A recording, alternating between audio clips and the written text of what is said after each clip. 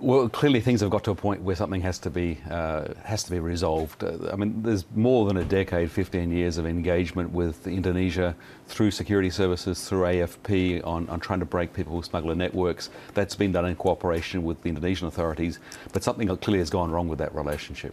What do you think's gone wrong? Where do you think that fracture has occurred? Well, the perception that's been conveyed from the Indonesian side is that they're not being consulted.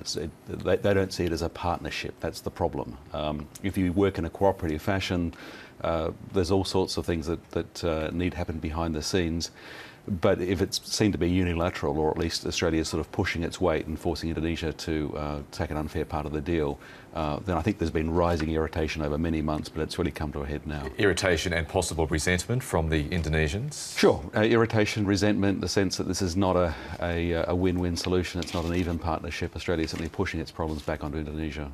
And Greg, the head of Indonesia's military basically defending his country's ability to adequately patrol its vast waterways, saying that the sea border's long with our current military power, insufficient navy capabilities. Some sectors were sometimes missed, so a sense that we're doing all we can from our end. Oh, look, I think it's a very reasonable case for him to make. I mean, no one's denying that there isn't a problem with police corruption. Every police force around the world has a problem with corruption, and that's a factor in the people smuggling problem. So it's not like things are perfect on the Indonesian side.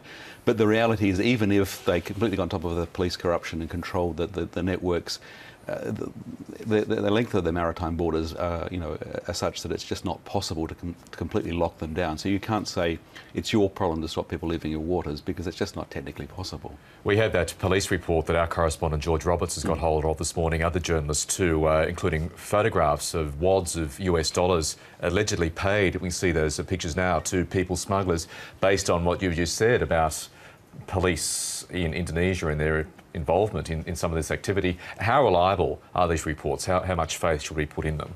Oh, I think we should approach them with some scepticism. I think there's no question that some in the Indonesian police have been culpable of corruption and collusion with people smugglers.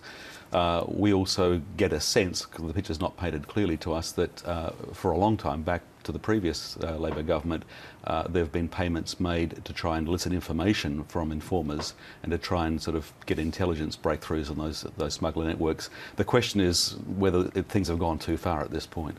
Greg, what response should be coming now from the Australian government? Well, I think the Australian government should go all out to say that this relationship with Indonesia is important. The problem that they're dealing with is a wicked problem. It's a problem with no easy solutions in terms of people smuggling.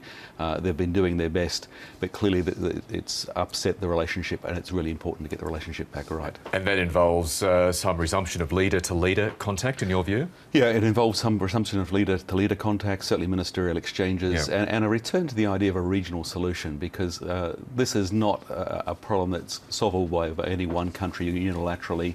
It's not healthy to go down that route. And the rhetoric coming out of Canberra hasn't been helpful to the relationship, saying, we'll stop the boats by hook or by crook. That doesn't play well in terms of what it says about respect for Indonesia and our relationship. So we need to get back to a regional solution. Greg, in terms of these bribery allegations, there's been some commentary around concerns that if they are in fact true, that people smugglers could then use fake asylum seekers, put them on boats, pretend that they're asylum seekers in order to be given some bribes. How plausible do you think that would be? Look, it's certainly plausible, and it points to the fact this is a wicked problem. It's a problem where there's just every answer has its downfall. Paying informers to get information about people smuggler networks, that sort of makes sense, but at a certain point you cross a line. And if you're actually being seen to offer inducements for people to bring boats out and take money, well, obviously that's counterproductive. So it's a very hard thing to get right. But the thing is, we can't get it right just by ourselves. We've got to do it in cooperation with the Indonesian authorities.